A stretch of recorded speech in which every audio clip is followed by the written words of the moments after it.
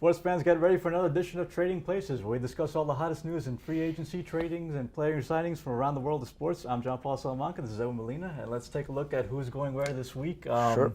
Big news is the NFL free agency period has officially started. That's correct. Week. That's correct. So now let's take a look at some of the big players involved. I believe Champ Bailey is one of them, right? Champ Bailey has been released by the Denver Broncos. It might be a bit of a pricey, considering a salary cap league. It might be a bit pricey for some teams. You know, usually veterans cost more money, especially one with his accolades. But I think he'd be a good fit. Actually, I'd love to see him on the New York Giants. I don't think they're going to go that direction. That's not typically known for opening up their wallets. That's right. But I'd like to see that veteran leadership in the secondary. You know, I could see him going to Philly. You know, they got a good fit. They might have. I got to check their cap money, but they may have cap money. They're going to be spenders. But yeah, he's going to be one of those guys. He's a veteran that's going to get I'd say 2 to 3 year deal, probably 1 to 2 years guaranteed. And speaking of key potential veteran acquisitions, that brings us to Michael Vick. Now, here's the thing with Michael Vick. Obviously, he's not young anymore, but offseason can tell a lot. If he trains well, if he takes care of himself, he can still has flashes of being the old Michael Vick. I think he's going to be a big pickup for somebody. I think that somebody could be the Jets. That's my take on it.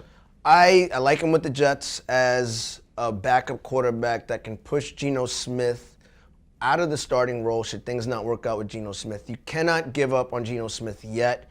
He's still a rookie. He's still learning the game. But I feel like Michael Vick, who you want to model after, you want to model Geno Smith after Michael Vick in a lot of ways. Not the dogfighting stuff, but you know what I mean.